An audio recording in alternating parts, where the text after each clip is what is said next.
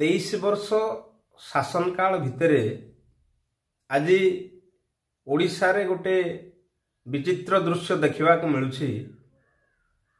भेटनारी department रे कुआडे 23 वर्ष है क्या पदोन्नति दि जाए ना।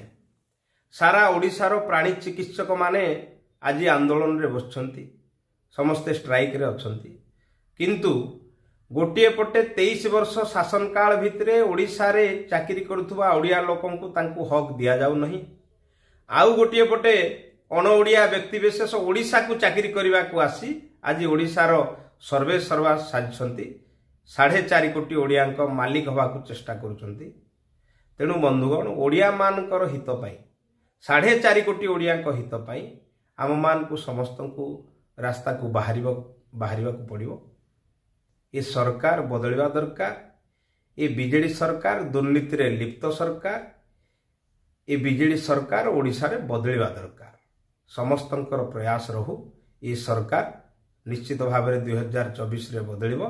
तेणु आसंतु समस्ते आगेवा गोटे स्वर रे समस्ते लड़ाई करवा।